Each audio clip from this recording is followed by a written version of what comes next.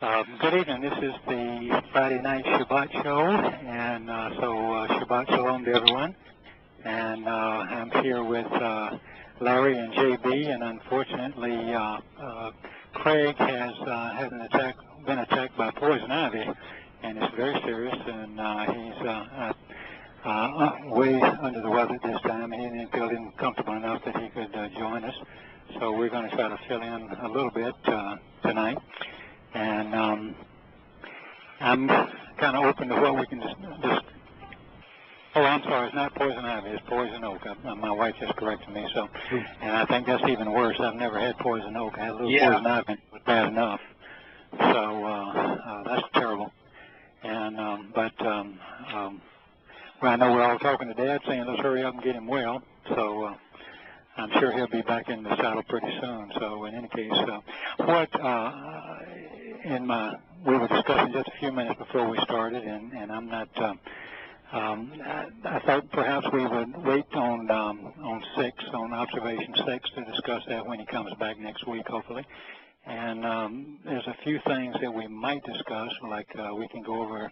There's a lot of new people in the family, and those of us who have been in it have been doing this for 8 to 15 years or so, like Larry. Then we can probably review perhaps the 10 statements. We can do the 5 steps leading us to the fulfilling our agreement with the covenant, Beret's covenant, and anywhere else we'd like to go. And I know everybody just jump in when they want to, but I just want to say one thing while we're all just sitting here together.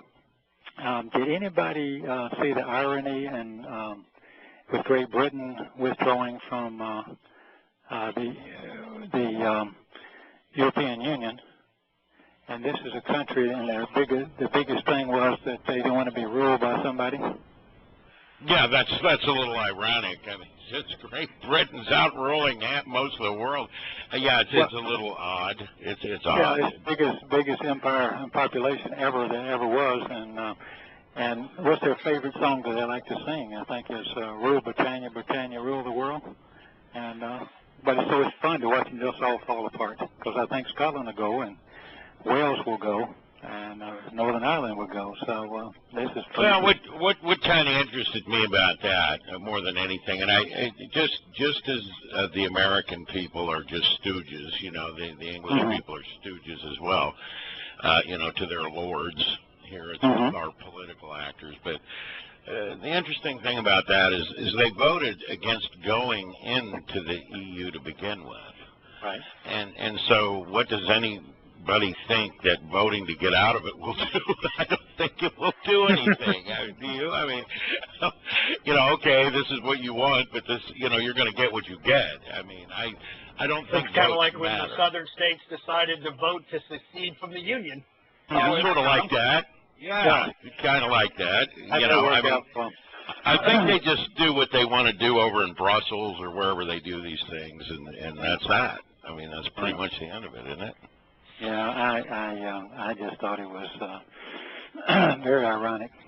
Now we're a country, we keep singing "God Bless America" and don't know God's name, and they sing allegiances to their queen or king, future king, or the king before. God save the queen.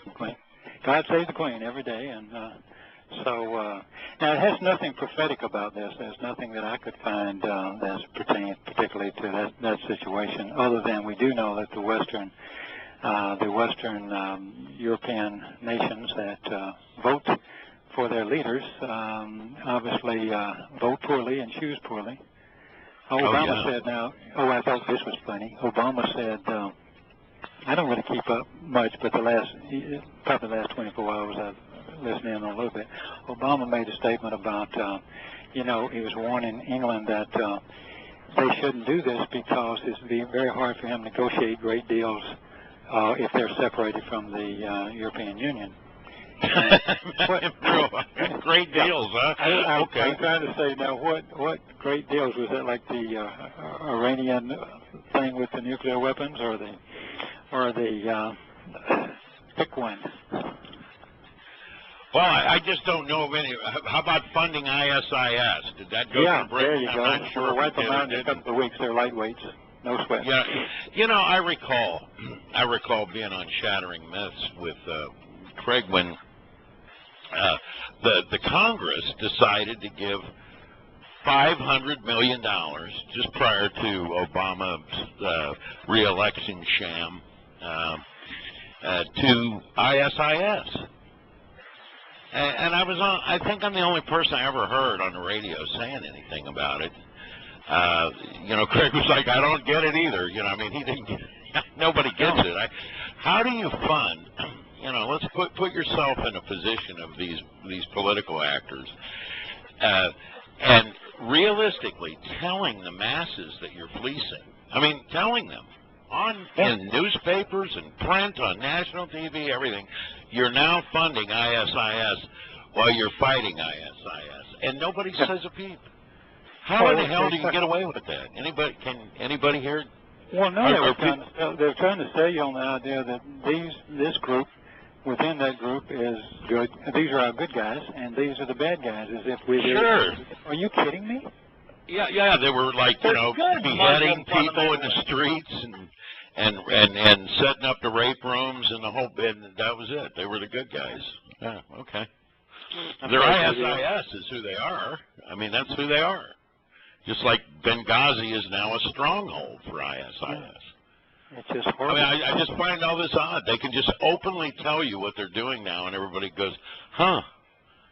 And they just go on about their business. It doesn't mean anything. I mean, it's pretty bad as we're getting towards the end, and we're getting towards the end. I mean, we know it. We can do a Yobel count. Plus, you got the Chicago Cubs that they're talking about could even win the World Series, for God's sakes. I mean, it's over then. It's hard to imagine. I know. Well, just as a backdrop,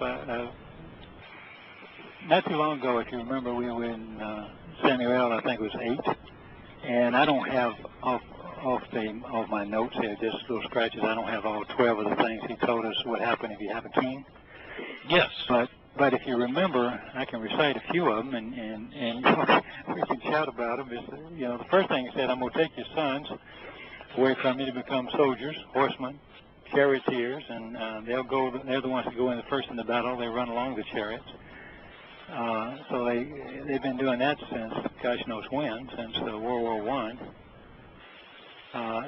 If the European Union decides to go to war, they have to raise an army, to be part of it. So it doesn't matter where we are in the Western world. That's once we have a king, voted or inherited, Yeah, these were open choices. I mean, they're absolutely open choices. There's no question about that. But what kind of floors me is that these things are so out in the open and nobody says a word about any of it. I mean, well, really. It's curious to me that and JB, y'all, why is it that we were the generation? Now I'm in my 60s, but why we were the generation that grew up as hippies, where we didn't want to join the army to go fight in the war. We didn't have any idea what it was about. And these are the people who have their children and even their grandchildren who are so readily, it's a volunteer army now, and they join and readily go to these wars. How does that happen in one generation? I think it's masterful propaganda. School indoctrination. Gosh, is it that easy? Indoctrination, propaganda. Well, I mean, look at all the war films you've got out there. Just film after film after film coming out these days. And, there was a period of time there, especially right after Vietnam, where they were kind of embarrassed to put these out. Yep. It seemed. I mean, they were kind of rare. You got Apocalypse now, and you got a couple of others, and then that was kind of the end of it. Anti-war films, mostly, yeah. Well, that's right. Coming Home and a couple of, and they were they had an anti-war film. Well, today everybody's a hero in these war films, all of them. And whether they make a World War II got into a film, fight with my brother-in-law over American Sniper glorifying murder. They are just in love with Chris Kyle. Well, yeah, which is kind of another.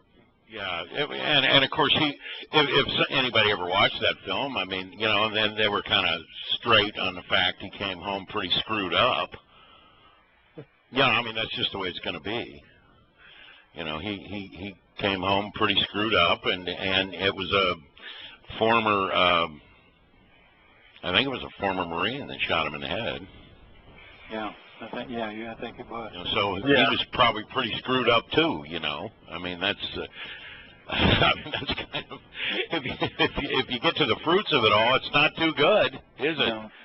No. You know, and that's what happens with bad choices. You know, when you were talking about second Shamwell. Yeah. And I've got all that down. I mean, it's bad news. It's taxation. He's going to take your best foods, right? Yeah. Well, you know, he's going to take 10% of everything you got. He's going to money, and then he's going to take all your animals. He's going to put your daughters in work, you know, to serve the military.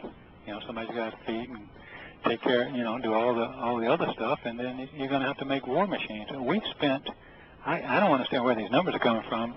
Columbia University, 4 years ago, or 4 or 5 years ago, I think it's 5 years ago now, did a study on how much we spent in just Afghanistan and Iraq, and it was already $4 trillion. Now they're putting. They're saying six. Are they? Oh, because the other day I heard somebody say 2, and I'm saying, where the heck have you been? Well, maybe 2 more. It was $6 trillion total, is what I've heard lately. So I mean. Yeah. So are you kidding? I mean, who's going to? Nobody can pay that debt, much less the rest of it. So,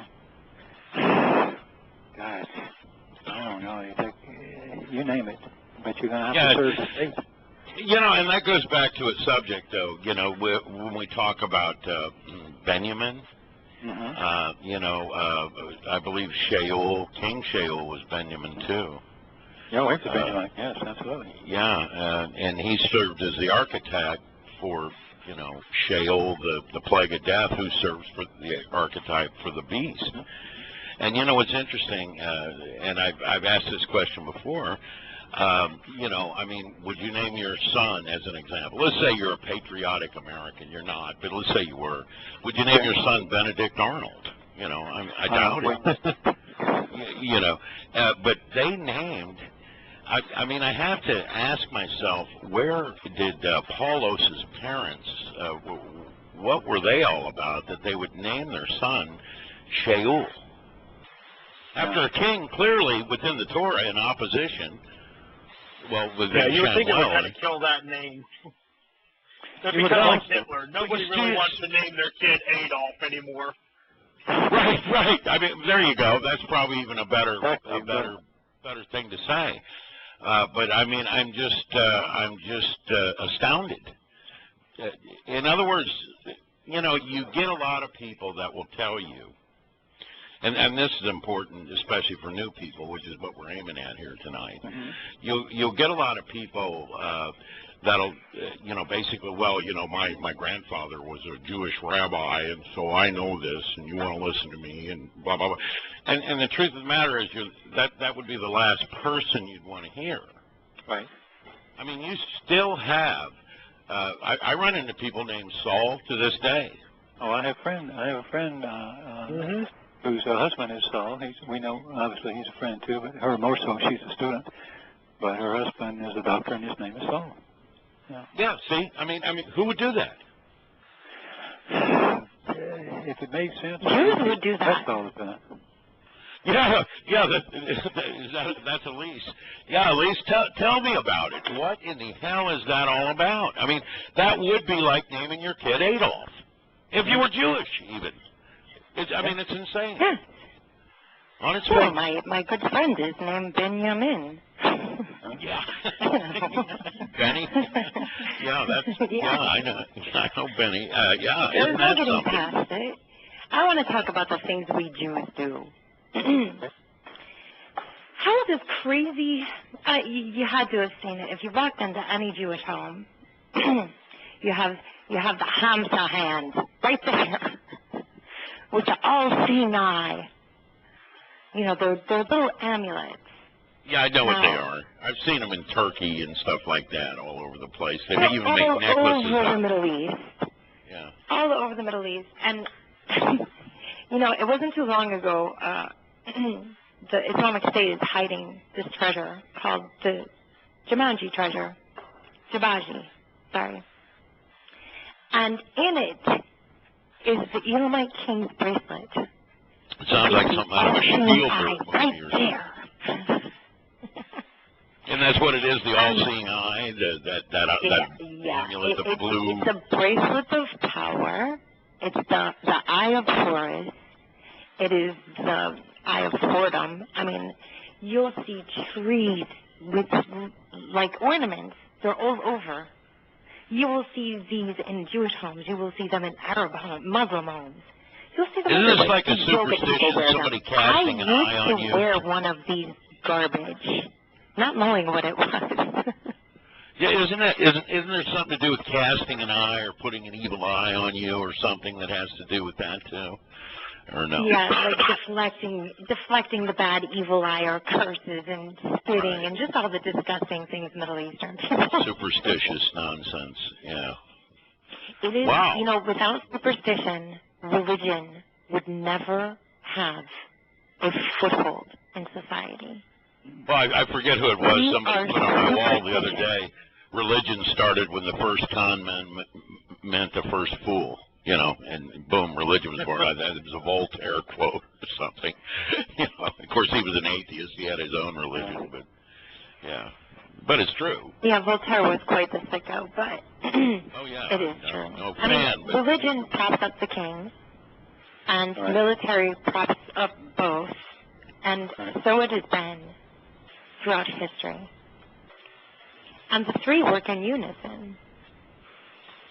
Yes, they do. I mean, make no bones about it. The Babylonian march of evil that we're witnessing today, you know, it isn't just the enlightened elite or the capitalistic or the religious or the political. It's the sum total of all of them that are collectively, the whore of Babylon. Mm-hmm. You know, and sometimes we leave that out. We're oftentimes, showing people where the religious material that they're using today, I mean, is literally named after two sun goddesses, at least the most popular one, the Holy Bible. But, at the same time, all religious material has a slant to it, right? I mean, this is how you end up starving yourself on a feast day like the Purim, right? I mean, it doesn't matter the religious material. There's going to be that slant. And when you set and you start exposing these things to people, they go in such opposition. I had a guy attack me this week because I'm going to hell, no less. Now, this is a guy that claims to be covenant. He claims to be Torah. And he's sending me to hell. Well, good luck with that. Hell doesn't exist. Break out your Torah and read it and find out. Then it's because I've told people they can eat a BLT or a pepperoni pizza, which I eat, by the way, and I've openly stated that because what Yahweh is talking about, and he openly talks about it, is not, he says, from creatures like the wild boar, you should not consume their, published material and their teaching and their preaching. Well, wild boars do not publish material, and they do not teach nor preach, so obviously he's equating they do if they're religion. Well, I mean, he's equating the Babylonian religion, and the one that mirrors the Babylonian religion most closely is Christianity. He's saying, don't read Christian material. Now, the guy that says this says he's too poor to have anything but a King James Version Bible. So I've shared...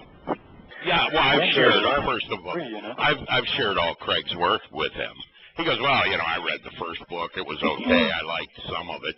Oh, okay. So you just kind of did internet connection with an internet connection and in today's superfluous information, there is no excuse. No. Yeah. No, I'm not giving him one either. It will cost you nothing but an internet connection. Yeah, and I'm not giving him one, but I'm telling you. You can go to a public library to get that. Well, I mean, he talked about eating pepperoni on pizza while he's consuming the wild boar. You know, I mean, we're told not to do that specifically. That's what he's saying. And you know, that's part of what Yahweh's doing in this map that he gave us. Isn't the Torah like a map? Guidance, teaching, direction. It's a map.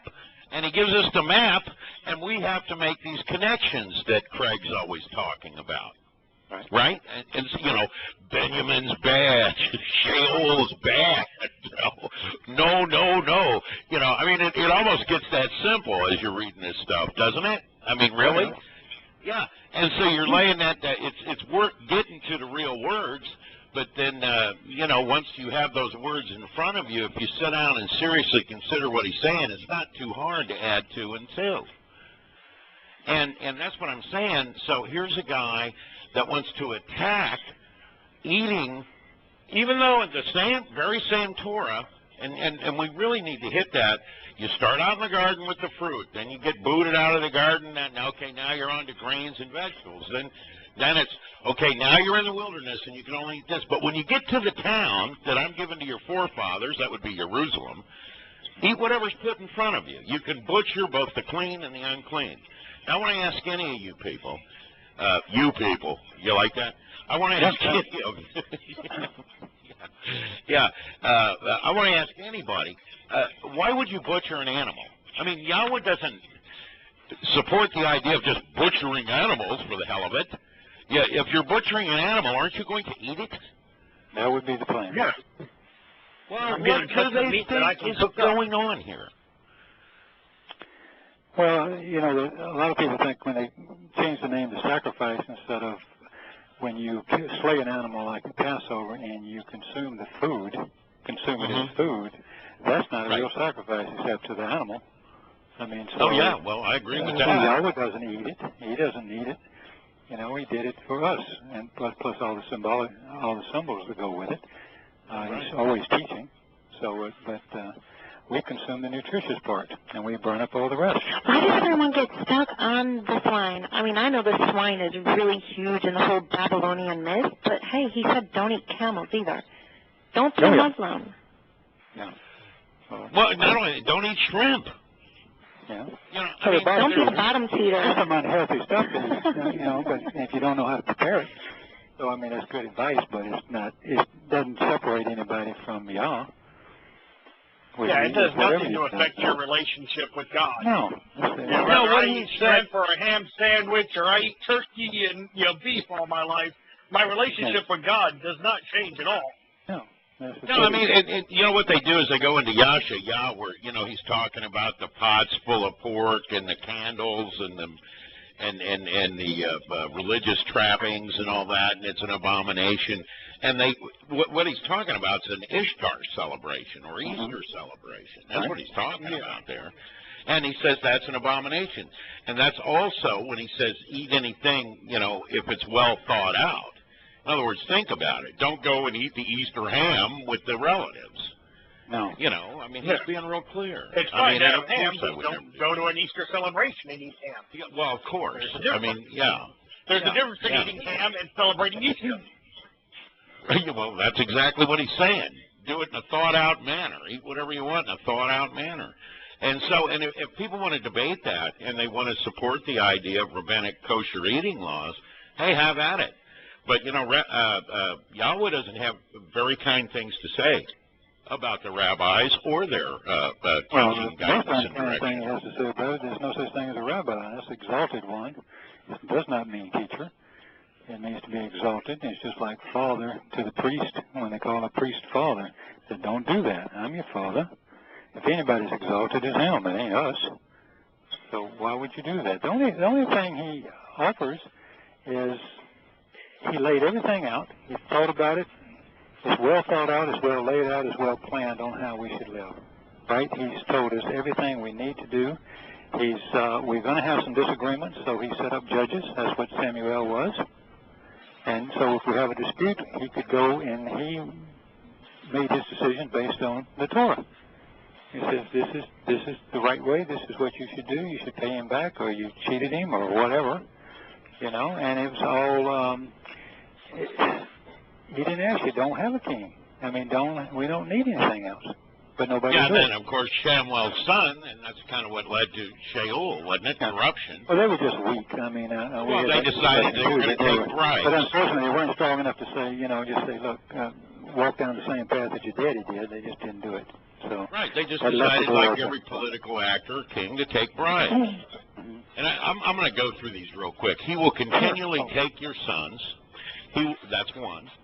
He will appoint for himself vehicles used as weapons, as his cavalry, horses, and horsemen, as a means to pierce, separate, and scatter.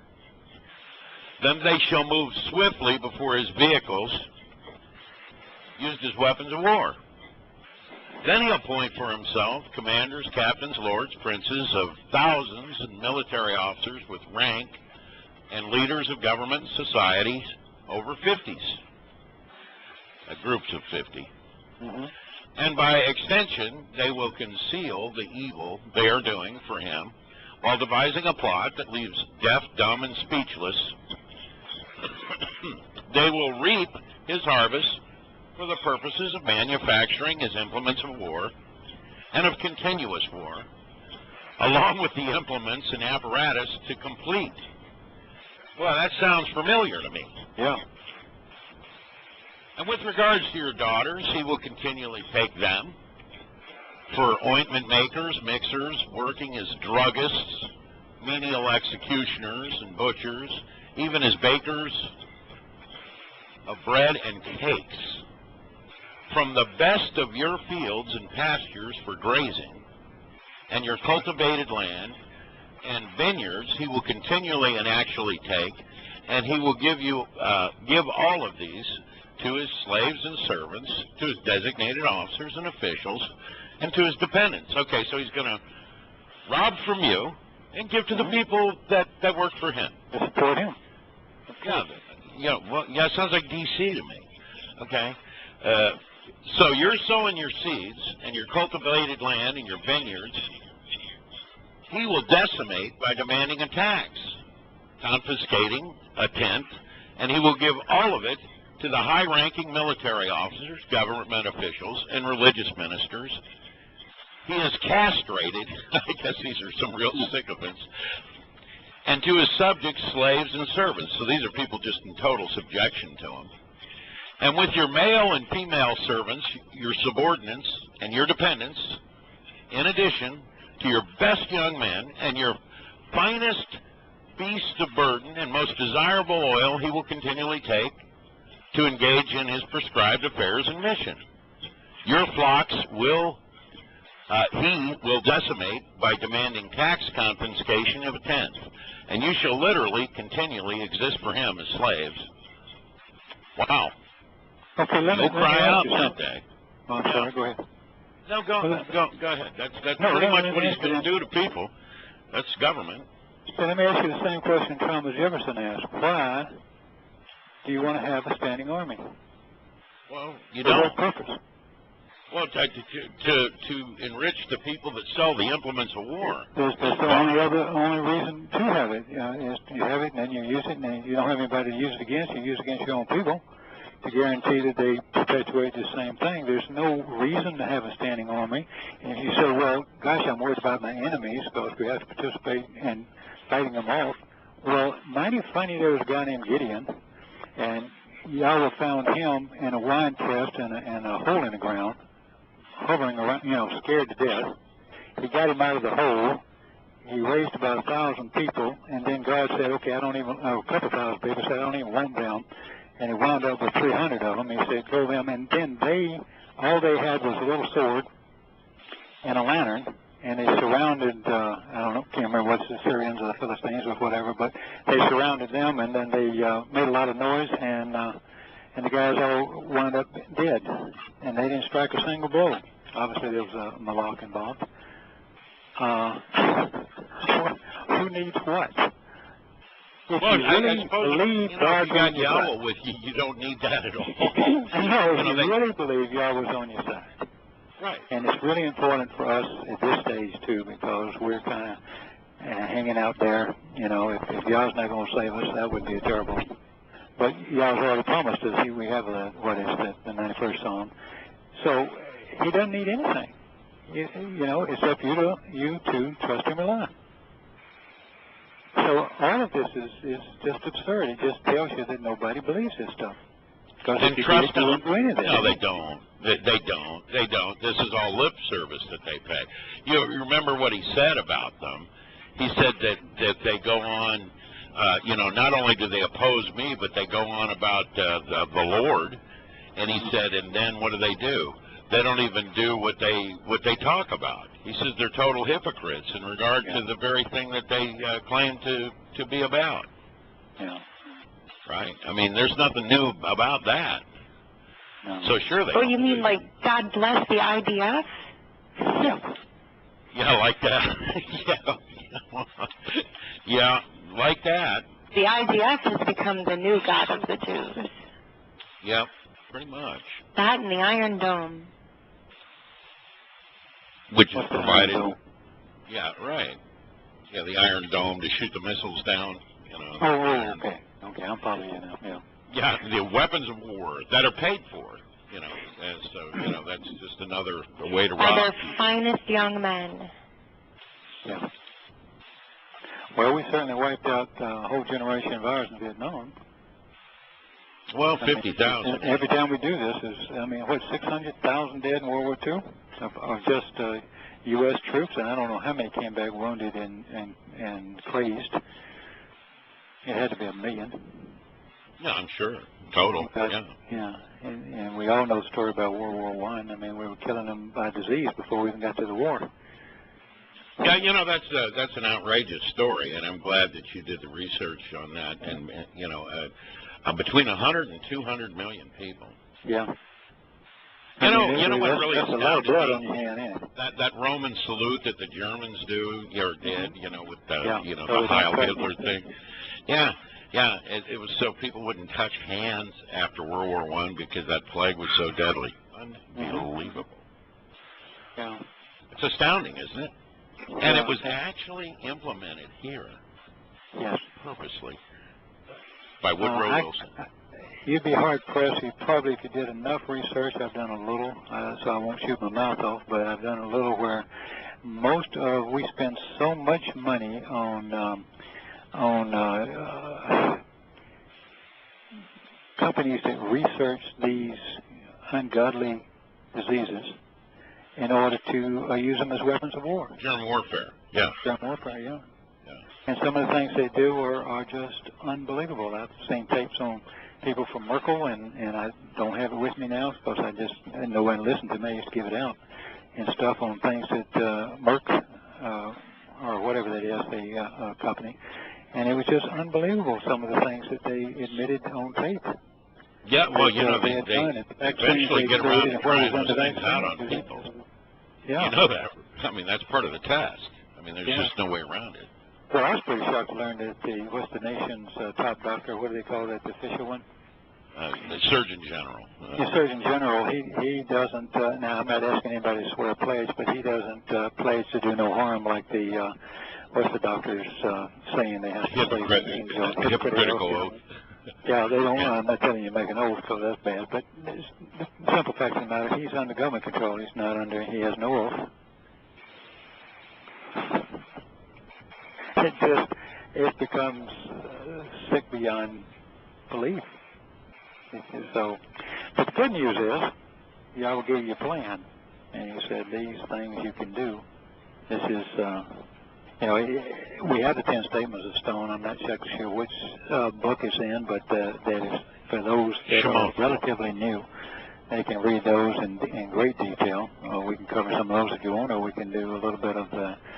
I think it's important in amongst all this horrible stuff that we talk about to kind of discuss what's good that we can do and how do we get in touch with. Well, we covered the first part. Walk away from the political and the religious babble of your country. I mean, that's number one, and there's many good reasons we could go on for days as to why that should be. What do you guys think? I mean, we covered that. Yeah, we covered it. I know we covered it a lot for perhaps some of the newer listeners. Obviously, we were not talking about. No, I'm saying just now we covered why you do that. Oh yeah, It's I mean, really bad news out there. There's no good news in the political realm. I mean, no. Cutting deals, with each other and so forth. And the next thing you do is what? You said it. You come to trust and rely upon Yahowah. Right. As opposed to having faith, by the way. And you might want to make that. Faith doesn't mean anything. It's just you're trusting that something is not lying to you when all the time they are lying to you. And that's the Paul pitch. Yeah, faith in the unknown. Yeah. I mean, that's crazy. Yeah. Yahweh says that his children are separated for lack of knowledge, not lack of religious faith. Religious faith is a pagan concept. I mean, that's just a pagan concept all the way around. Faith is a whore. She'll go with any man. That's true. That's the truth. Without faith and superstition, there's no religion. Well, who do you think's the bigger whore, holy or faith? Because, I mean, they're both right there. Faith.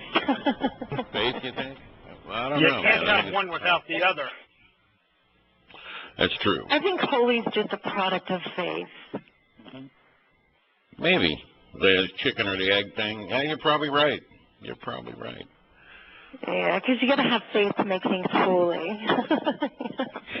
I guess so.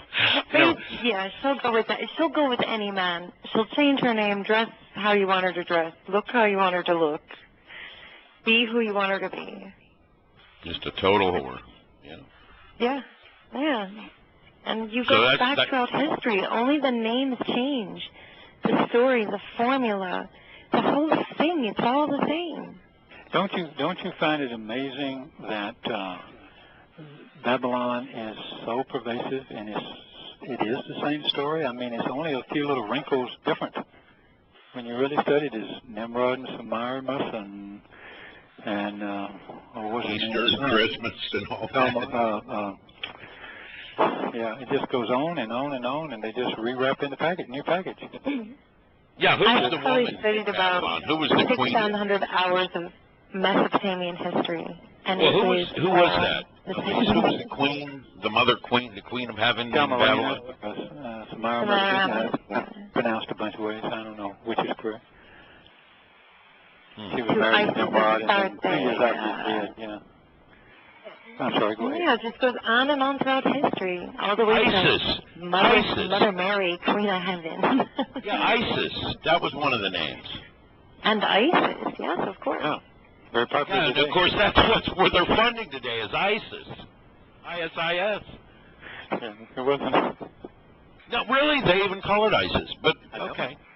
I mean that is a kind of that just kind of hit me right there. I mean that is kind of a bizarre thing, isn't it? I mean, especially when you consider the major sun god, the national sun deity, and that was the main one, was Baal, Lord.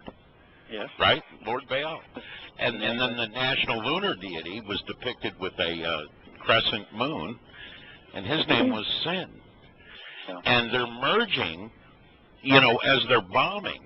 This is kind of wild because, and they're funding ISIS. They're funding ISIS to do this, and then they're bombing, all of Syria and certain parts of Iraq and this and that and the other thing, and then running them into all the Western countries and merging the two together. So again, you've got what? You've got Lord Baal, you got the Lord, and then you've got Allah in the form of a crescent moon. So you've got the perfect Babylon back together, don't you?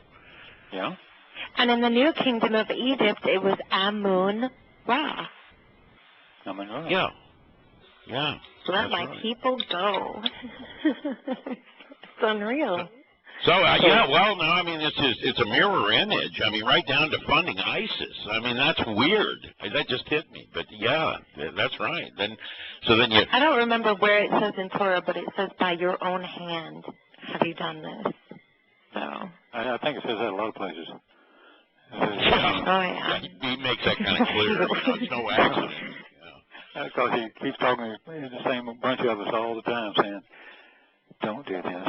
Don't, but this is what you want to do. Fine." So there you go. You got to walk away from the political and the religious babble. of your country. That's Yahweh called Abram out of Babylon. That's what he did. He walked out, and he did it because he came to rely, he came to know and trust and rely on Yahweh, which is what we're doing through his words. I mean, and making these connections, of course, gives us an additional knowledge and trust. And then what? We walk to Yahweh and become perfect along the path that he's provided. That's number 3. Yeah. And he doesn't expect us to be perfect. That's why, Craig had pointed out it's all written in the imperfect and then becomes perfect. Mm-hmm. Right? Right. For you That's why we eat unleavened bread. Yeah. Well, I mean, that's what's happening. And then you closely examine and carefully consider the terms and the conditions of the covenant, which is what? The mishpat and the mitzvah, right? Right. And where else can you find it except in the Torah? It's not in the New Testament, and it's not in the Talmud. It's not in any other book. It's certainly not in any religious, any Have you checked the Book of Mormon yet? I'm sorry? Have you checked the Book of Mormon yet? I'm sorry, it's not there either. It's only one place you can find it, and it's right where he told you to go look. And that's where he said, find my words, and that's the deal. Well, they're thinking about getting rid of that second mem in the Book of Mormon. The Book of Morons. I'll say that today. I think it was That and Scientology is a very moronic religion. Scientology, I don't even get. Do you guys get that? The whole psyop It's really thing? creepy. I saw that special they did on it. It was rather insightful. I didn't realize how information gathering. And then they force you to tell them about your weaknesses, and they record everything. And basically what you're doing is you're giving them enough information so they can bribe you for the rest of your life. And control you. It's a horrible thing. It's a horrible, disgusting system. And speaking of Sheol, and in those terms and conditions, one of a very, very important issue is walking the mishpat. That's the narrow path that few people find. That's the doorway that you enter at Pesach, and then Matzah, which perfects us, and then Bikurim, which adopts us into the family, and then 49 days later we're enriched and empowered, and in Shabuah. Right. Then Teruah, called trumpets, is when those folks who have been trumpeting Yahweh's words are going to be taken off the face of the planet, alive, out of the time of Jacob's trouble. Wouldn't that be right? That would be correct. And then you're going to have the awesome Corporal Day, which is when Yahweh returns on reconciliations, a day they off today call Day of Afflictions. And, of course, the afflictions took place really on Pesach and Matzah. Matzah, too. And those were the true afflictions. And then that's just a reconciliation, and he even points out in the fulfillment of that they eat that day in Jerusalem. So I doubt if he's going to have them breaking Torah the day he shows up. So obviously that's a feast, not a fast. Yes.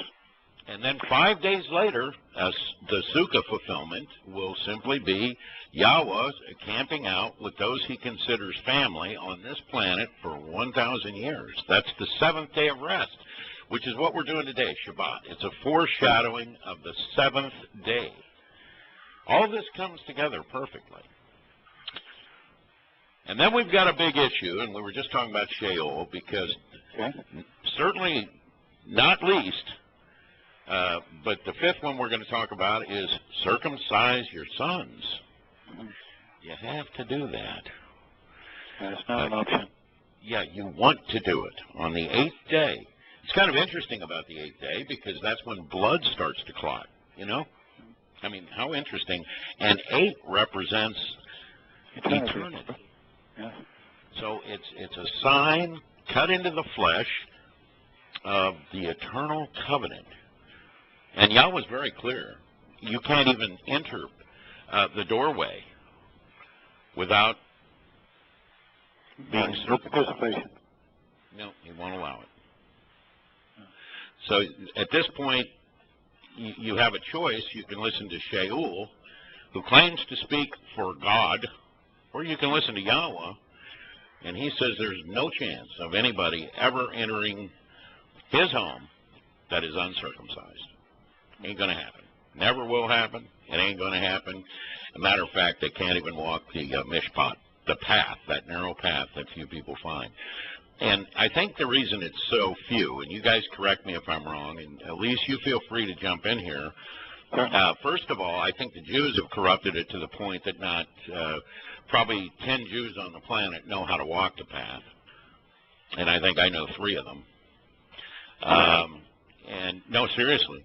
And because they've got 12. And the corruptions are so bad, they've just become stupid rituals that don't even count, and they're pointless. Yeah. You know, they've taken Towrah and they've turned that into the head of the year. And how you have the head of the year in the 7th month is beyond me. That's just beyond the pale of reason. But it's like everything in religion. Nothing has to be reasonable. No. And so Towrah becomes Rosh Hashanah.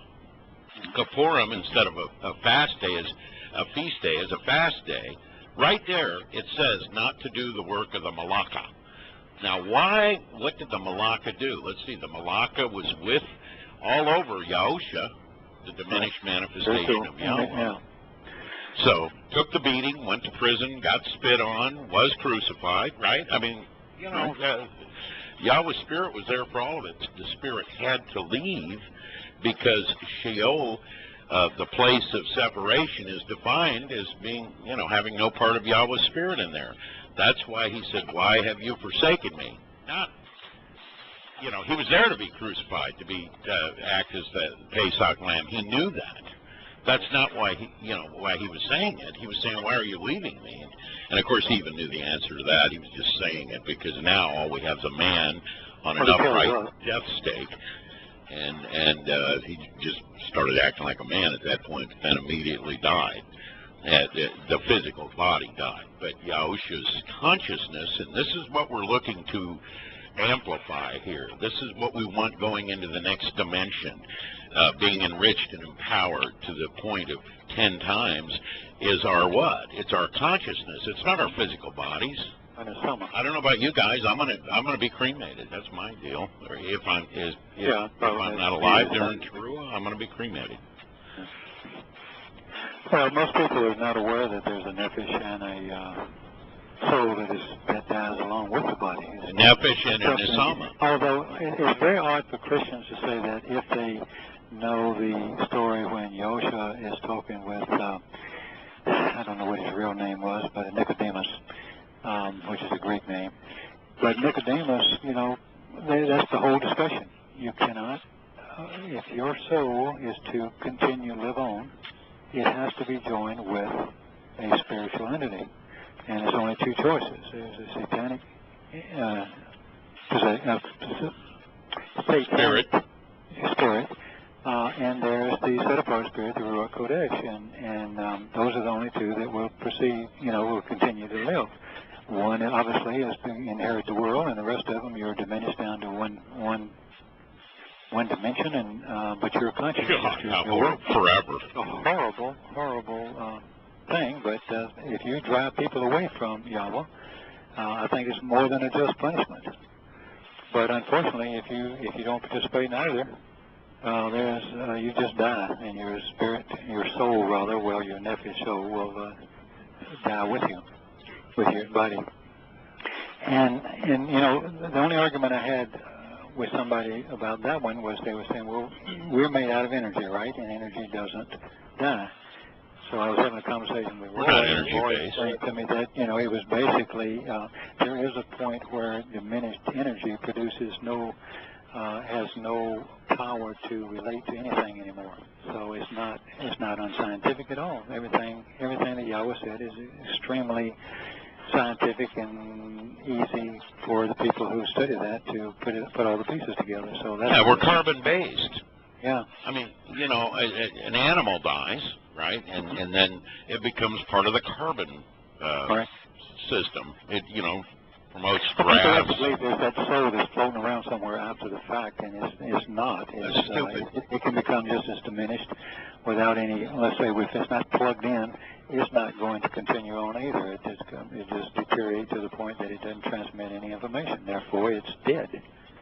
So, don't ask me to explain any further, though. You have to call Roy. No, actually, no, that makes sense to me. You know, it's the old "what you don't use, you lose" thing. I mean, type of deal. Sure. Why not? Well, just think of it like a golf cart. You know, if you don't plug it in and keep recharging, the batteries. Yeah, there'd be no electric impulse or anything. I mean, what Yahweh's offering is taking us from a carbon-based life form to a what? An energy-based life form, which brings us to what he told Abraham. By the way, that's one of the major lies right away. I mean, there's so many of them, but Elise, you correct me if I'm wrong. I'm sure you've heard this. I'm sure it's taught that way.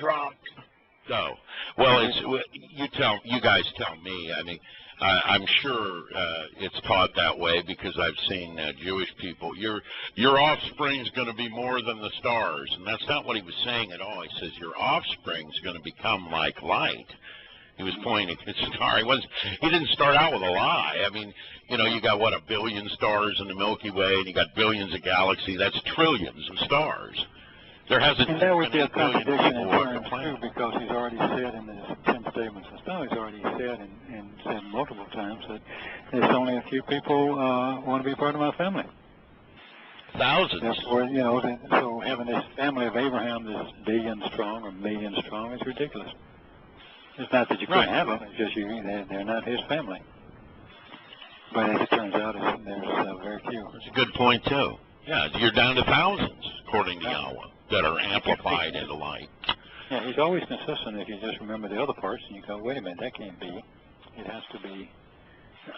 So he can't be talking about that. It's got to be a metaphor for something. And it is. Where did you get your academic credentials? I mean, thinking like this, Kirk. I want to write this down, and I want to check on you. Well, I can give you in half a big list of lexicons, and you can read all the stuff yourself. Okay. But I hang out with really cool people who know stuff. Yeah. Okay. I was just wondering. I had somebody ask for my credentials the other day. My religious credentials. They were credentialed. I reject religion. That's a good credential. I told him my credentials is I have no part of religion, which makes you an ass. That's what I told him. You know. Anyway. Yeah, I saw a thing today where a lawyer had actually became a Methodist preacher. On purpose? And I thought, isn't that Laodicea? Isn't that exactly what he said? The people will legislate. Yeah. Well, that's too perfect. It was perfect. I thought it was beautiful. Anyway, so you got to be circumcised. Yeah. And then we're getting into the benefits, which are eternal life, because you go from what, a carbon-based life form. Well, think about it. That's the first one. You become eternal, and then when you walk over through that Passover door into Matzah, obviously you don't want to be eternal if you aren't being cleansed of all your faults. So that's what matzah is, and without matzah, then you're in a terrible hurt, because then you would be in Sheol. And by the way, this is happening because somebody else took that punishment for us, namely Yahweh's consciousness, Yahusha, and we're sitting here and we're being perfected, not because we're lily white and pure as the driven snow. Would that be fair to say? But simply because we're responding. According to every story about Dode, it ain't that. Okay, so we're just responding. Right. And saying we understand, that there really is a creator. This is all very real, and we're here to stand as witness to it. As the rest of the world can think we're stupid, but, we're here because we get it. We're not stupid. Yeah. Right? Well, as you recall, and we just went through all the Shabbat stuff, on which Shabbat is saying, God doesn't die, so it's not God. He created a body to perform this just like a lamb, and he didn't, and he was a surrogate mother. It wasn't her child. I mean, in the sense that her and her husband produced a baby, and they chose that one. Yahweh chose her to use her to produce this child for Passover, knowing full well that this is the Passover lamb. So it was of him. Oh, and by the way, I've had people come off with this, you know, of all the miraculous things that Yahweh did, like creating a dimension might be one of them. You know what I'm saying? Of all the incredible things he's ever done, they say, what is this, a virgin birth? Yeah. And of course, that's really what it says in the DSS. Well, theoretically, you know, the minute you have you impregnate someone artificially, that's what it is. No, I was about to say that. We can do a virgin birth today. That's exactly my point. I mean, you could do artificial insemination on a virgin today. So are we to believe that Yahweh couldn't pull that off? What's that? He knows how to do these things. He doesn't. He knows what I'm saying. I think he can pull that off. Of all the astounding things, I just don't think that's one of them. No. I mean, at the time it was. Yeah, it's a pretty amazing thing. But the amazing part to me is always why. And the why was because he doesn't ask us to participate in much of anything other than to be part of it. To respond. You know, he does all the hard stuff, and you know. And can you respond perfectly? Yeah. Because I can't, but I do respond. Well, we can respond. He doesn't ask for perfection. He can perfect you. He does that on matzah. There you go. So that's not your job. Did you participate? And I'm going to tell you, by Shavuot, by the time Shavuot rolled around, I felt perfected. I really did. I felt so good about it. I'm at that point. And people that knew are going to feel inept. It's nice to be considered tzedek. I mean, if that's the way he views me, I'm thrilled. I mean, well, didn't you guys feel inept when you first walked through I didn't know what to do. I didn't know what I should, study. Am I doing this right? I don't want to screw this up. Passover or whatever. All of it. All of everything. I didn't want to. And it's kind of important there, and this was pointed out. Actually, I didn't get it, because there's a lot of things I don't get until somebody points it out, and then I get it, and I think, why didn't I get that before? But on matzah, we do eat our own piece alone, and that tells us something. Everybody is responsible for their own eternal life. There's no groups you can join. No. There's nothing I can do to help you other than I can point the way and I can show you what Yahweh said to help you, but you have to walk through the door. Right, and you eat your own piece alone. So, I just want there is no, we have a family, and we have people that are sharing Yahweh's words, and I'm going to tell you, that's the best we're ever going to do. Respond and share the words.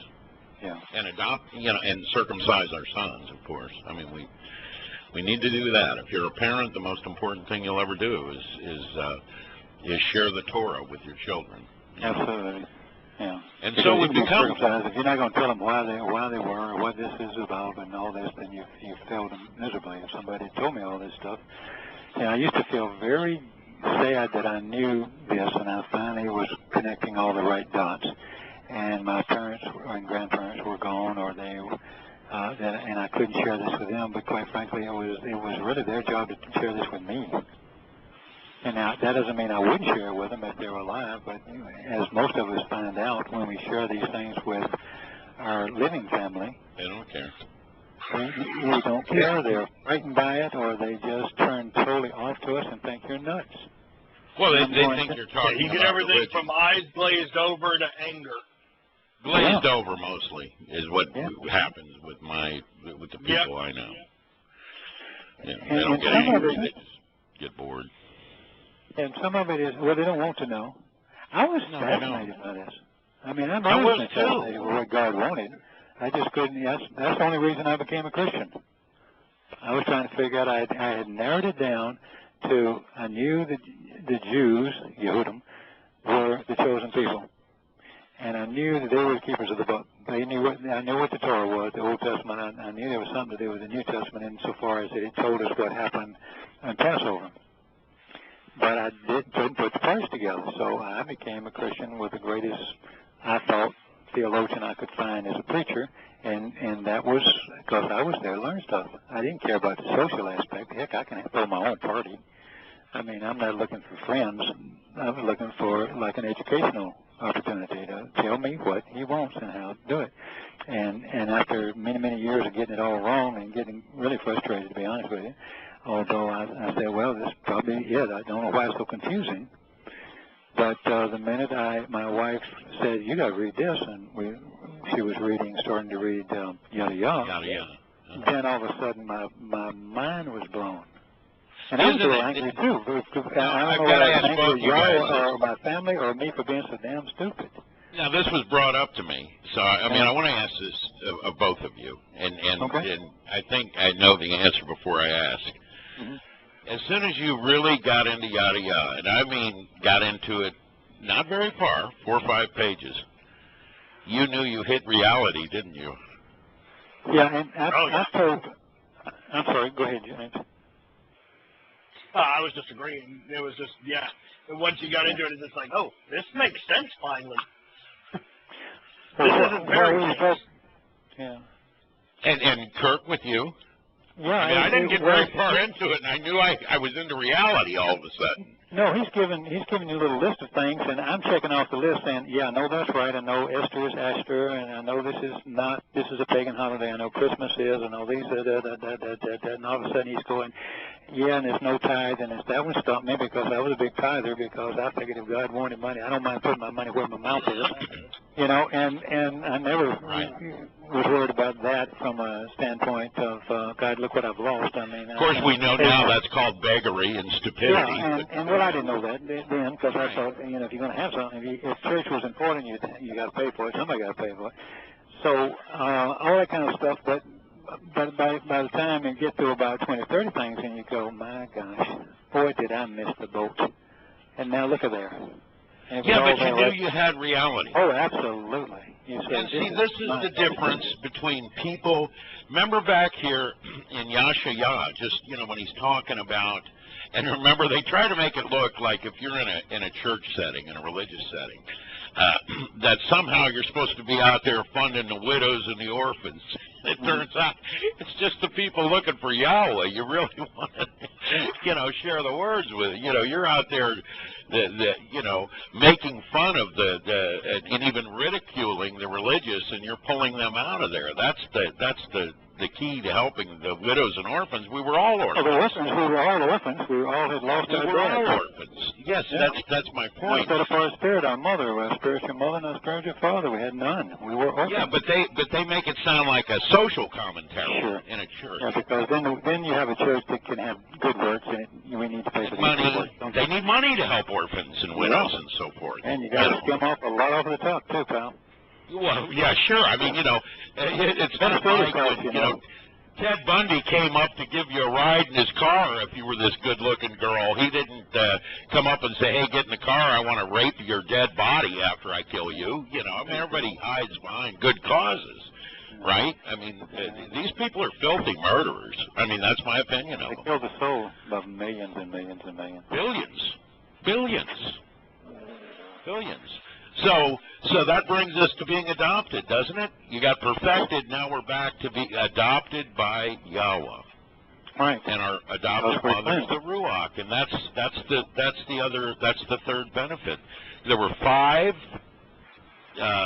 conditions, and now we're into the 5 benefits. We're being adopted and becoming part owners in the universe. Right. That's right. Because we're perfect. We're perfect because we responded. Yeah, that's all. You know. And go ahead. I haven't met anybody that doesn't have the urge to share this. And in doing so, you have to not only besides read and study the Torah, and we're studying it obviously English translations, and having to go through a lot of hoops because we don't speak the Hebrew, and we certainly don't speak it in the original language it was written in. So, which is a good thing, by the way, or we wouldn't have had to go this far. But okay.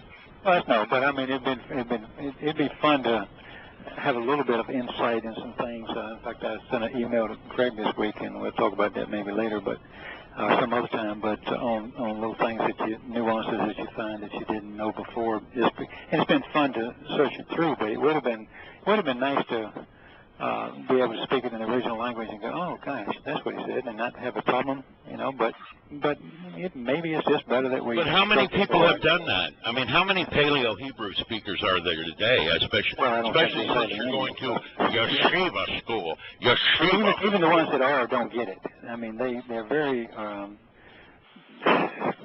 They know what he said, they know what he meant, but they never connected the dots. Like the knowledge versus understanding. We talk about Nehemiah Gordon.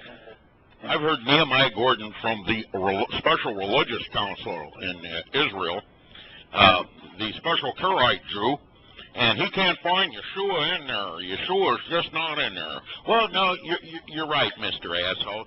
Yeshua isn't in there, but Yahusha is. Yeah. And Yahshua is. They're both there. They're right there. I can see them. So, I mean, if he can't see them and he claims to be an expert in Paleo Hebrew, he's either one, retarded, or two, a liar. Which do you think it is? He's willfully blind. Bit of both? Yeah, okay. Yeah. I just wonder what you guys think. Well, I mean, when you're selling books. Just pitching the same old stuff, like a lot of the theologians, a lot of the preachers, they're indoctrinated and they just keep repeating it. And these are the arguments, and when they say this, and they're never think it through. Okay, so now we're adopted, and then the next thing that happens, because we're adopted on Bakurim, that's what that third step is. Then we have the fourth step, which we just went through, Shavuah, where we're enlightened and enriched. And he said we're empowered by 10 times, which is not, if you could bench 500 pounds, now you can bench 5,000. It's no, to the 10th power. To the 10th power, yes. Which is exponential. It's like the difference between a piece of paper that's in front of you on your desk right now and a person. It's that big of a difference, which is going to be mind-blowing, by the way. That's awesome. Even if you just understood a little bit, which I'm not a good scientist, but at all. But if you knew just a little bit of going from one dimension to the next, that's so far from where we are. It's just mind-blowing. If you could even grasp you can't. it. Yeah, how could you let's go into a seventh dimension to visit Yahweh. That's just. Well, you can't even fathom. I can't get there.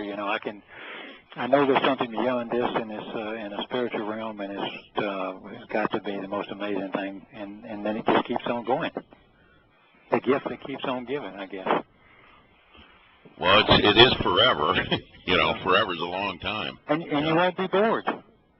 And by the way, one of the amazing things that I'd come to recently, and you guys may have already had this a while back. It just I'm just sitting there and it just hits me. The name Yahweh itself proves he's real. Mm-hmm. As we know, verbs aren't stuck in time in Hebrew. No. So, all you ever really heard, and I get I am. I get I am. That means forever. I exist. I exist. I am. I get that. Forever. Yeah, exactly. But it also means I existed, I will exist, and I do exist. Meaning that when light was created within this dimension, that's when time was started. Because time is inexplicably, tied to light. Within this dimension, it certainly is. Time is based on light. And so, when you got his hand reaching to somebody responding, and those two hays in there where they're responding, that it's like they're lifting up that bread at Shavuah, aren't they? I mean, it's like that. Or waving the grain or whatever. Yeah, all those metaphors come into play. Yeah. Yeah, I mean you're just responding. Yes. I mean, reaching up. No wonder Dode called this the Torah the most, just total freedom. Because now, I don't know about you guys. I did a military thing and I was hardcore. And I'm telling you, I really believed in sacrificing for others. I really did. Yeah. Now I realize I don't have a sacrifice to make. I'm free of everything. I don't owe anything to anybody. Yeah. I don't know. You may still make sacrifices of your time and efforts to share the good news. But I don't even see that as a sacrifice. That's just something I enjoy. Well, I mean, I don't think pleasurable. But you know, right. still, I mean, that's your not time a and effort, sacrifice. and it's like CW. I know he loves it. I know he says over and over, it's nothing I'd rather do. Right. But we are. Gosh, it's a great benefit to us. But he has that kind of mentality that he can sit down and just dig into it and not get tired of it. He just like a dog with a bone, man. I don't want to.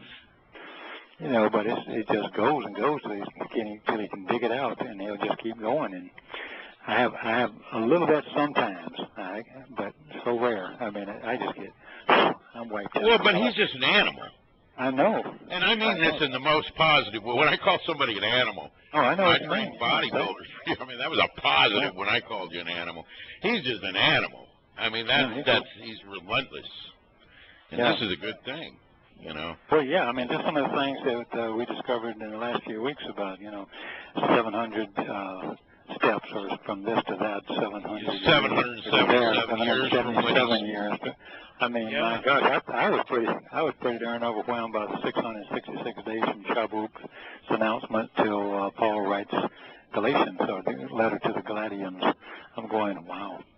That is. Oh yeah, I know. God looks ahead, or Yahweh looks ahead, and he says, "Oh, so you like 66? All right, here we go."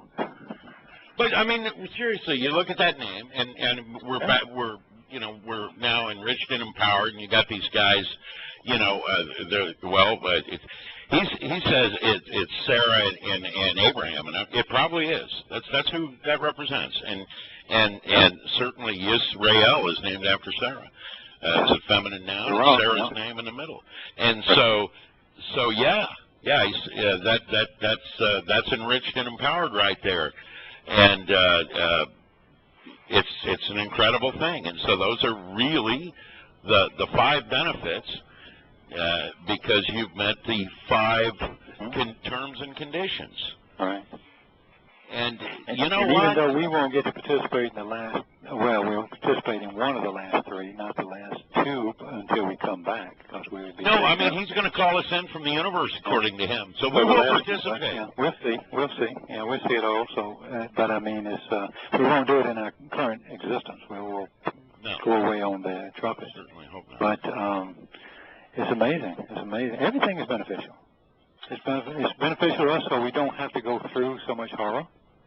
It's beneficial to us on the last one, because the family gets to be, they get the Torah in their heart, and they get changed by accepting at the end, and then we all get to party in Sukkah. Wow. There's nothing negative in this deal. No, there isn't. Unlike religion, which is one big negative deal. We just live a miserable life, sacrifice everything, be uptight, don't worry about everything, and all this other nonsense. I mean, I got to tell you, as a Christian, I didn't think I could possibly make it. I don't know how you guys felt. It was hard to fathom sometimes the way they. Well, how could you possibly make it? Pure heart and all this other stuff. I mean, how does that work? I mean, Yeah. If you thought it, you done it. I mean, shit, what didn't you do? I mean, it's just ridiculous. It's just a ridiculous concept. And all the self-deprivation. And of course, why would you want to meet such a fearsome religious deity that you had to fear? And he wanted you to degrade yourself to prove yourself that you could even meet him. Yeah, that's the biggest argument of the whole thing is the whole Lord thing. I mean, you are bowing down nothingness and praising somebody because you're really scared of them. Yeah, well, by the way, there is no praise of Yahweh in the Torah. No. We know that. Right. You and I have looked at it. I mean, we've all looked at it, right, guys? I mean, there's no praise of Yahweh anywhere in the Torah. As in hallmark moments. Oh, hallelujah! Do you realize that most people that say hallelujah think they're saying praise Yah? Yeah. Well, I don't think they know Yah, but I think they're saying praising God. Well, even the one, there's a whole troop of people out here now that have the name. Now, they don't have the Wah. They use a U, as in like the town in Babylon, or like, in Nimrod's name. You know, they don't use the O like as in light. No, they don't. They use it or a U. But there's a whole troop of these people now, and they run around. They call themselves the Hebrew Roots Movement, of course, usually. And then there's another group that they're always in the New Testament, by the way.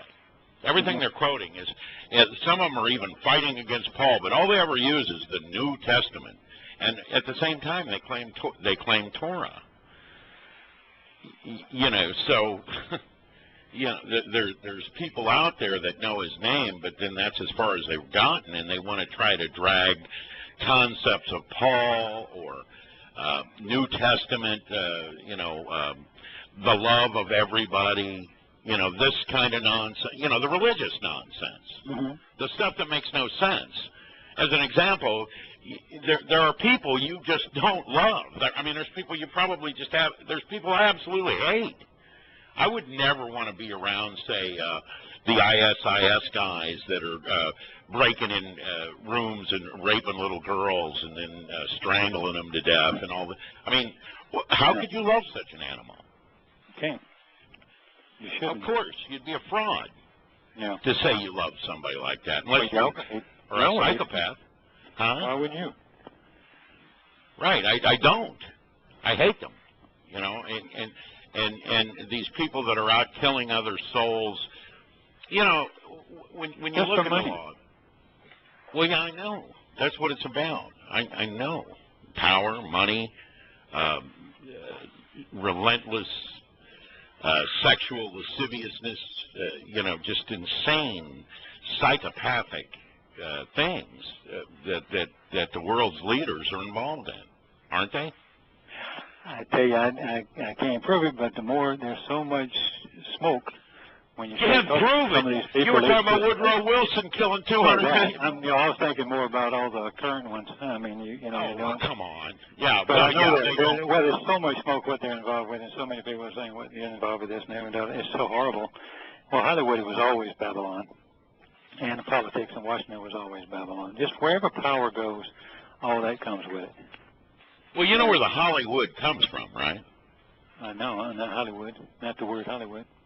Well, oh, yeah, that's the holly. The Hollywood was the wand that the Druids used.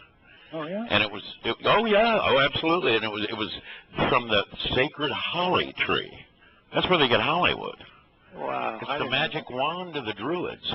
And I did a note on that where basically, remember, you know, he took Abraham out and he said, look, your offspring are going to become like this. You know, they're going to become like light. And what do they do in Hollywood? That's the counterfeit. That's the secular counterfeit. That's why Disney never mentions God. They're making people a star. That's what they're doing. That's the counterfeit. I mean, it's pretty, you know, perfect in a demonic sort of way. Yeah, you know? Clever people, aren't they? Yeah, that's pretty clever counterfeit, isn't it? I mean, it's almost perfect. Oh, yeah. Yep. Wow. I did not know that. Wow. Yeah, and there's so many aspects to our society like that it's just, you know, it's that whole man-made matrix that's designed to counterfeit, to advance themselves, to get us to overlook Yahowah's offer. I mean, it doesn't take much of a person. I grew up in an atheist household. And by the time I was 10 years old, I was looking at my parents thinking, you guys are crazy. You can't pop out of nowhere. There has to be a creator. You know, I mean, I was thinking... I never had a problem with that one. That doesn't make sense. It's got to be a creator. Well, were you raised by atheists? Somebody has to start the bang on the Big Bang. I mean, I don't care how you do it. Something has to be. Well, but there are still atheists, and they consider themselves, you know, pretty smart. I think Craig calls them in his book the conceited, and they are conceited. They see themselves as very bright people, but yet they're advancing what? Magic. Yeah. Just all of a sudden happened. It's fine. I don't believe in magic. Yeah, there ain't enough millions and millions and millions of years. There is, yeah. Well, you got to have a substitute, I guess, or you can't live with it. Yeah, but you like the Hollywood substitute. Yeah. I mean, that's pretty amazing, isn't it? It is amazing. it is. Okay. After you got the 5 terms and conditions, also there are things Yahweh absolutely hates. Yeah. And, in the Mashal, he says, behold, presently these 6 things Yahweh hates, and 7 are the 7th is an abomination. Yeah, we've got the proverb. To his soul. Yeah. Haughty eyes and visions of grandeur, observations including a rebellious perspective. Now that would put us back in Hollywood, wouldn't it? Oh yeah. And with Sheol and all that. Even if you're talking specifically about Sheol, we also the general characteristics apply to everyone in all times that are on that same page. A deceptive tongue.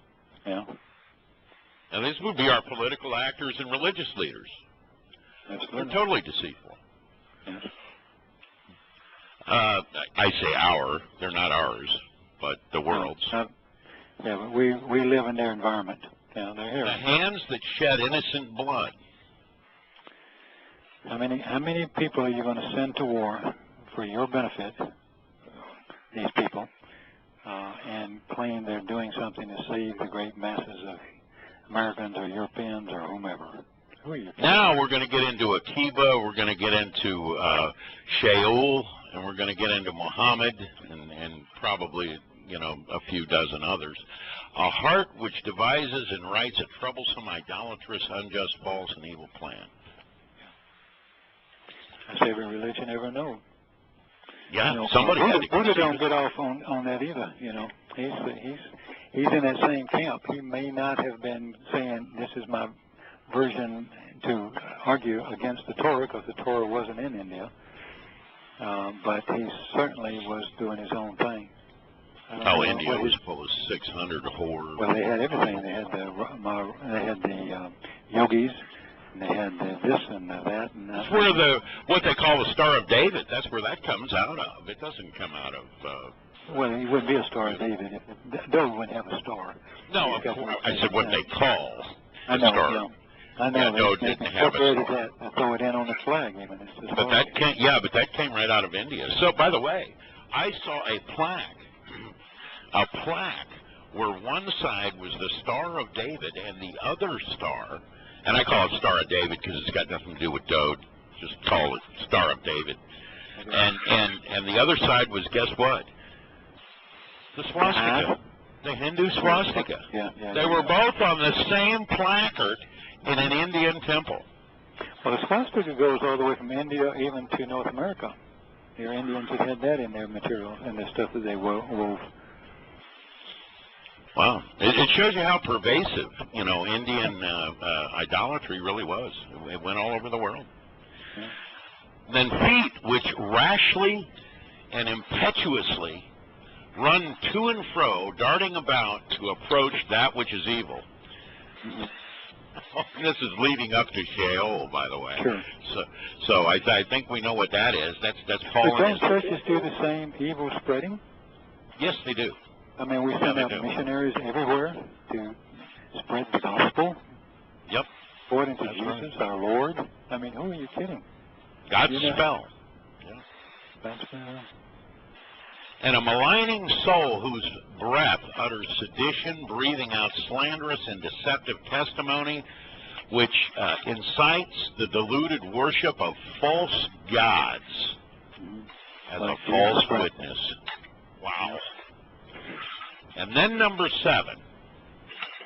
And then one who claims to be sent out as a messenger to do away with something important, like, say, the Torah as an example, reaching out to many while giving them free rein to dismiss something, releasing and freeing them from it.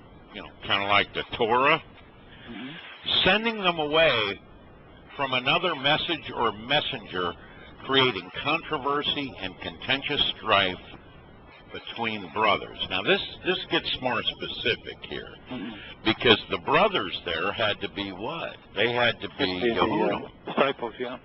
And the Yahowah. Yeah. And so there's only one guy that did that. Yeah. Yeah, that would be Sheol. So those, so we had 5 terms and conditions, and we walked through them on the Moed Mikre, what's called Mishpat, Walk away from political and religious babble.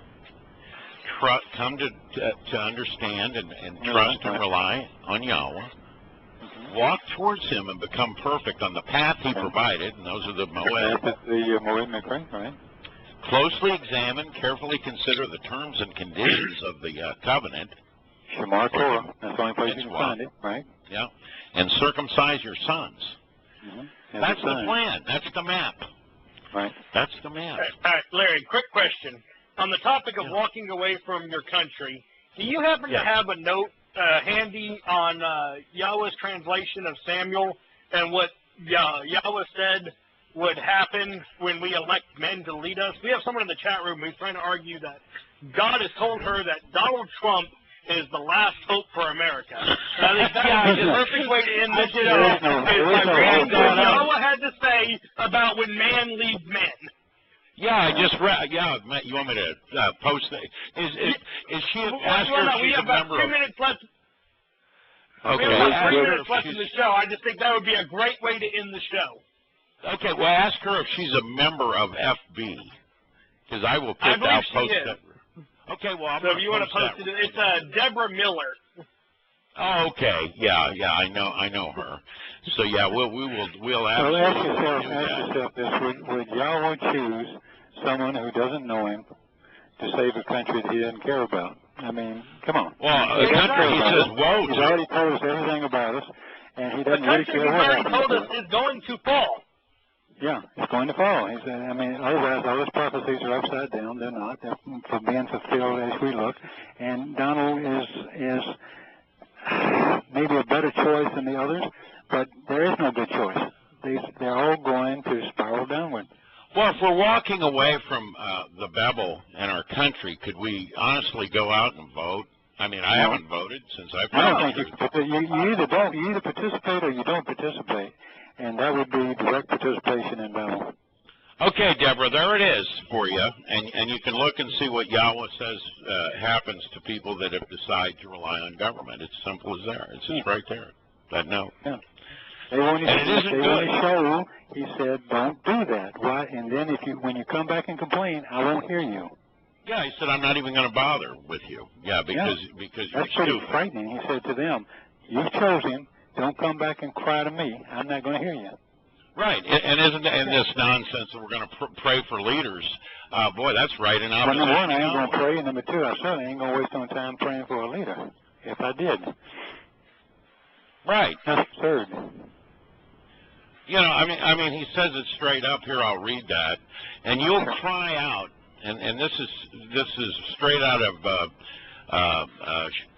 Shamuel 8:18.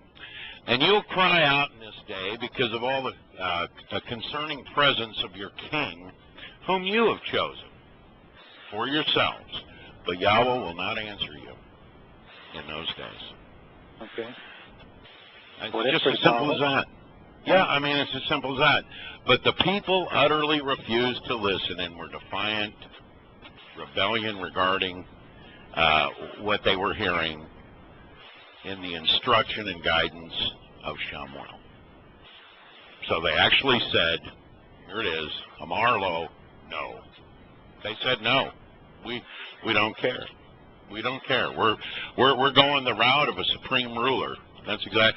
Indeed, by way of branding and ownership, rather, we have actually chosen to continually have a supreme ruler over us. And by the way, that's what you have today, Deborah. Your president is a puppet. He's a spokesperson for the New World Order. He's not. He doesn't have power. That's part of the Hollywood shtick. You know, that there's this guy. He's such. That, you know, can you imagine the elite? Sam Clements said it best. What he said was, if voting mattered, it wouldn't be allowed. You know, imagine these guys. They wouldn't let us do it. Whatever words to that effect. But I was kind of loosely laying it out there. But you know, it's. Can you imagine? You're an elitist. You've stole billions and trillions of dollars through gun running, drug operations, money laundering. You own the banks. You've created the wars. You the sex slave. Who knows? Maybe you're raping little boys every night. you know, whatever your shtick is, you know, it's sick, and you don't mind hurting a lot of people to get what you want. And then they say, well, we're going to leave it up to Kirk and JB and Laurie to go out there and decide if we can continue to keep our private armies and our billions of dollars and our little boys that we rape all night and not throw us in jail. We're going to leave it up to them. And by the way, I want to thank them for that opportunity to leave it up to me. I mean, is anybody that stupid today? You can't believe that. No. Well, people want to believe that, but that's not what Yahweh said. Yeah, it doesn't work like that. Yahweh said very clearly that he said, he described the United States as this country that was going to force Yisrael to be thinned in its wealthiest places. That's the West Bank, by the way, guys. And what he said was, the word he used, Deborah, is hoy. Hoy in Paleo-Hebrew means today what oy vey. It's woe. That's it. It's woe. And that's the word he's got for this country with the biggest navy on the planet that forces Yisrael to give up the West Bank. And by the way, that plan's been in place very publicly since the Iraq Study Group. Well, I think when it under the first Bush. When it 250 something at the United Nations when they passed that, or something goes way back. I mean, well, yeah, you got that too. That's been in work for a long time. Ever since they took it in the '66 war or whenever it was. Well, you got to remember it was the Romans that renamed Yisrael Philistine, and of course now it's called Palestine. Palestine, yeah. All right. Yeah, but if you go to the Vatican to this day doesn't have Yisrael on a map. They got Palestine on a map. Who do people think's in charge? I mean, the UN is under the Vatican. You got 3 city-states. One flies 3 stars, one a crown and 2 keys, and the other 3 dragons. You got the banking, the religious, and the military power. What more do you need? That's London, D.C., and the Vatican. And it's all Roman. Your red, white, and blue flag is a Roman flag, kids. Yeah, there's cities within the city. They call it the City of London. When they say the City of London, they're not talking about London. Yeah, they're not talking about London proper. The City of London, actually the Queen of England actually has to get permission from the Jesuits to enter that. She has to curtsy to them. I find that funny, by the way. Really? Yep. She has to get permission to go into the City of London, the banking capital of the world there, the center that they run. Yeah. Yeah, it's just an amazing world we live in. But people they need to get over the idea that there is some kind of freedom. You know, Yalda is Iranian, my wife, and she laughed that the American people think they're free. She goes, you know, say what you want. In Iran, we know we're not free. I mean, everybody knows that. She goes, but you people think you're free. And I said, no, I don't. I do not. I'm free, but the rest of the country, I'm free to do whatever I want. And I suppose they're free to kill me if they feel like it. That's about all they can do to me. You know, but why is it that people have such an aversion to trust in Yahweh? That would come up. I'm not picking on the lady who called in. I'm just saying this, but we get into this, or people get into this where they're all in a tether like, gosh, we need to elect so-and-so and get so-and-so done. And obviously I ain't looking for an even worse leader that drives us a hole in the ground, but I mean, we already know what's going to happen, and we already know that no matter what happens, Yahweh said he would protect you and your family. Right. Otherwise, you know, he's protected. Look what he's done with Craig. I mean, nobody's been out front more than him, in harm's way more than him. No, but I don't think anybody. If the truth be told, and you know, and I'm so tired of these people. They'll call me a wind bot and everything else. You know, first of all, I apparently follow Craig, and then I have followers. Well, first of all, Craig doesn't have any followers. I don't have any followers. I don't even know what that is anymore. You do, Kurt, or you do, JB. I mean, unless you have an IT department following you. You do have your art students. Maybe they follow your art. I don't know. Nobody follows me. They're mostly women. They don't listen to me either. So. Yeah, I hear you. But I mean, that's the shtick. But I just want to say this because I think, and this is, before I found Craig's work, I looked for 15 years. Okay, seriously, read books, looked at sites, got books off of sites and read them and everything else until I found the truth. And, I think a lot of people don't realize that what we're doing is an ongoing thing week by week, too. I mean, there's more study, more things being broken loose, every other week. It's amazing what's happening because of so many people are involved in this. Yeah, well, it's not just so much, and there are so many people involved. You, JP. Well, I mean, we're talking little numbers by the world standard, but for us, I mean, I'm going to. Well, that's a lot. It's a lot of people, or something. It's a lot of people. What I say is this: is that, in my opinion, Craig has done more to advance Yahweh's words than any other man alive. That's what I think. Well, I don't think you can place much of an argument there because God chose correctly. He knows who would do what he needed to have done, and he puts everybody in the best spot that needs to do what they do. Yeah, but that's quite an astounding thing. It's amazing. It's absolutely amazing. But boy, he dug it out, didn't he? He still does, and still enjoys doing it.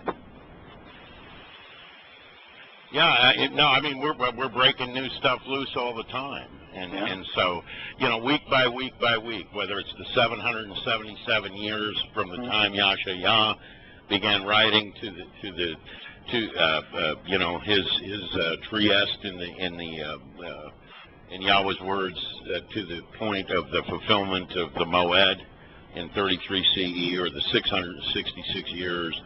And then to find the horror of religion, in the Mashal 7 and Shabbat, and to have all these accurate translations. I mean, it's not like we can even miss. And then you get into, Benjamin, and you get into the fact that Raquel said that, she had a beast inside of her, and then you tie all this to the goat, and then the goat, becomes,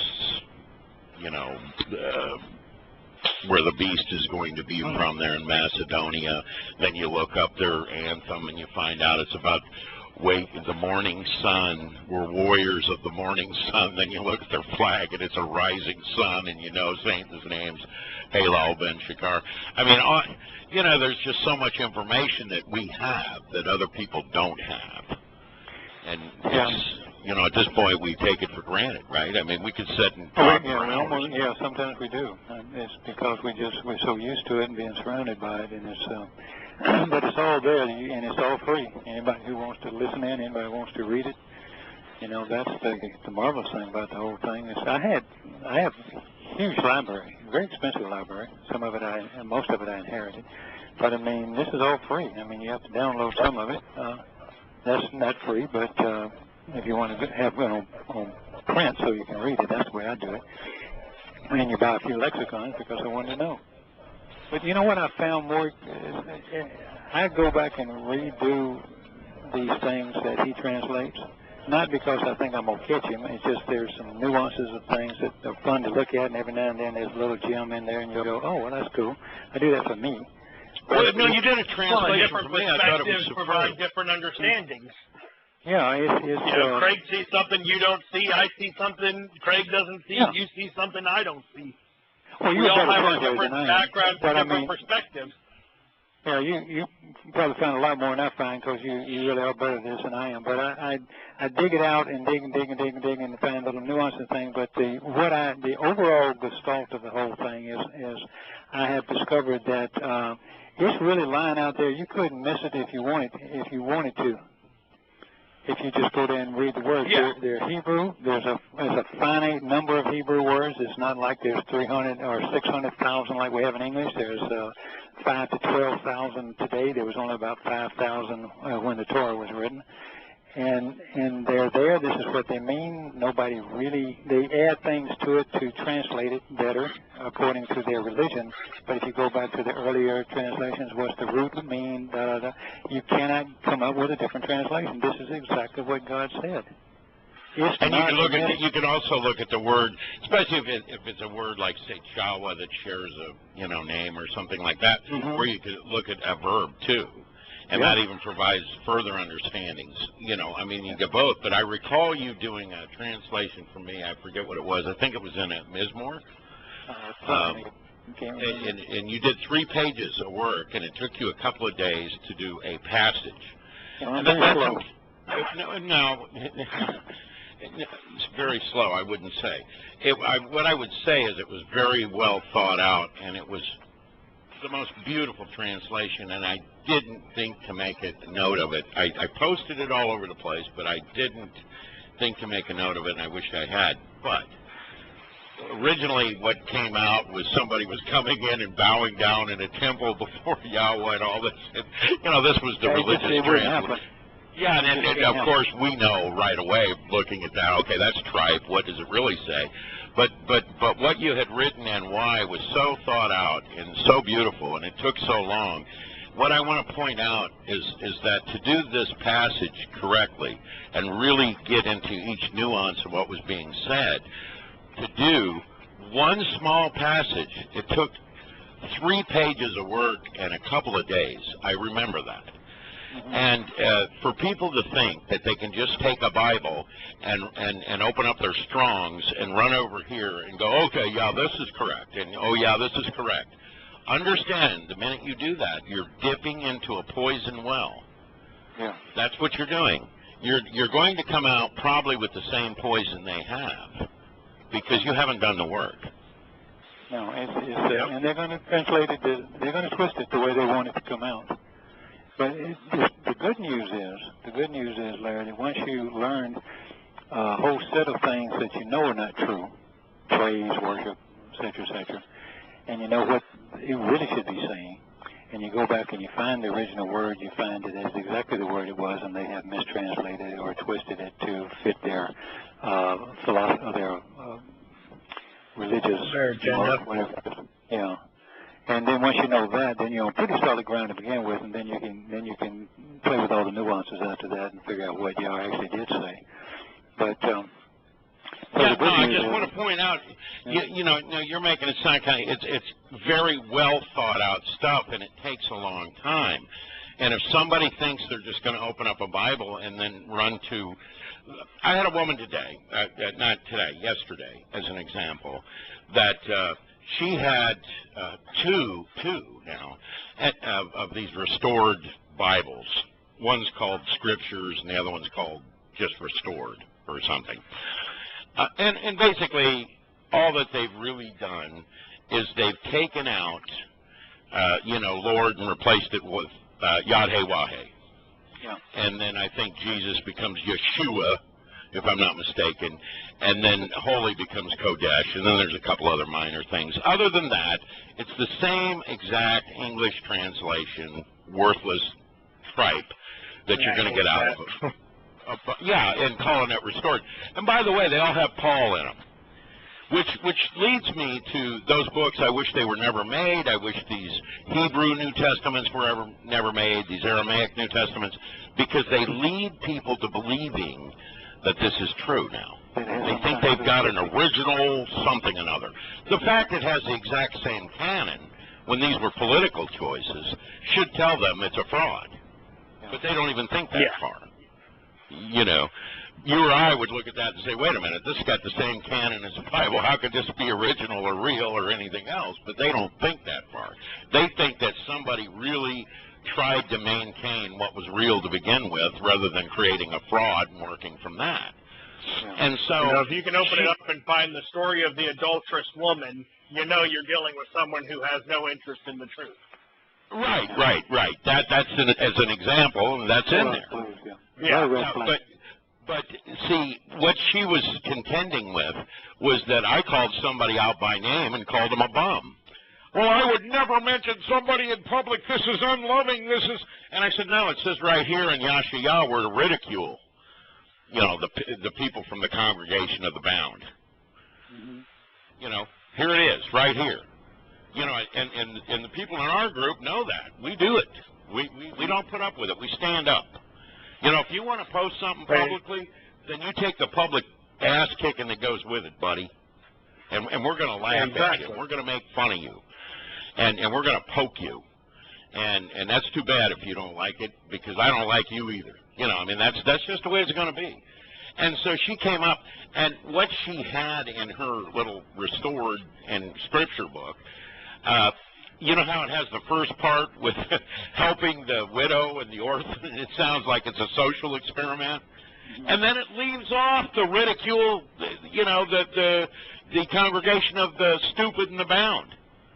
It leaves it out. And she says, well, I've checked both scriptures and the restored, and that's what it says there. And I said, so you've got an English-based book. You've got an English-based Bible, essentially. That's all you've got. Mm-hmm. 2 English ones, and they copy each other. I said, what's new about that? I said, but they come from the same source. Like a King James Version. What's that? They come from the exact same source. Neither one of them are translations of the original Hebrew. They're all revisions of the Latin crap. Yeah, mixed with the Septuagint, wild versions of the Septuagint at that. And that's what I said, this is DSS. This is out of Qumran scrolls. You know, we've got every bit of Yahshua in there. You know, there it is. You know, even more interesting, I was reading about the Isaiah scroll, and apparently a scroll, if it's taken really good care of, like they believe the original Isaiah scroll was, which was 500 years beyond that, that would be about the only time, that's as long as it would last. So they would start making the next scroll, and that had to be, the reason that one is probably so good is because that copy was brand new when they stuck it in the Qumran and the caves. So that's got to be the one right after that, unless I've got my dates wrong. I'm pretty sure that's what the guy was talking about. So some of these things, but those things are so old, they're so close to the original source, it's a no-brainer. Yeah, well, it's astounding. Yeah. And how come she didn't notice that religion is a word for being bound in Italian, in Latin? Well, because she's sitting around thinking she's got something original in some English-based Bible that basically is everything is volitional. There's no binding anywhere. It is, child, this is a good way to live. This one will bring your life to a destructive end. It is up to you to follow this path or get off the path. I can't make you do either. There's no binding. Religion means binding. I know you know all this. I'm just being rhetorical. Well, yeah, and it takes a Lord to do that. Yeah, and it takes a Lord to bind. He's the dad. He's the father, giving good advice, and his Torah is teaching and existence and guidance. And gosh, come on, get your perspective straight. And then a lot of these questions and a lot of these things just immediately fall away. Anyhow. Well, guys, I'm going to have to get going, and I think when I hang up, it might end the show. So. Okay, well, that's fine. Shabbat shalom to both of you. We enjoyed it. I won't be here the next 2 weeks. I'm going to be out of town on vacation. So. Oh, well, have a wonderful time. Where are you headed to, JB? Where are you headed? We're visiting. My brother and sister-in-law just moved to Minnesota. So we're going up to visit them. I got the week off from work for July 4th break because. And you're down in Texas, aren't you? Yeah. Where are you? Wow, that's a trip for you. You can say hello to Scott then when you're up in Minnesota. Does Scott live in Minnesota? I don't know that. Yeah, no, he does Minneapolis. I have to email him. Minneapolis, yeah. My wife's got a house up there. My wife's got a house up there in Minnetonka, Lake Minnetonka. I'm going to go up there. I'm going to say hi to Scott next time I go up there. Yeah, her family's got a house. Together. Yeah. Okay, guys, I enjoyed it very much. Well, are you kicking us off, man? Is that it? Yeah, I think if I hang up, it's going to end the show. I mean, you can stay on and see what happens. We've done all the damage we can do. Bye-bye. Talk to you guys later. Bye-bye. Night, y'all.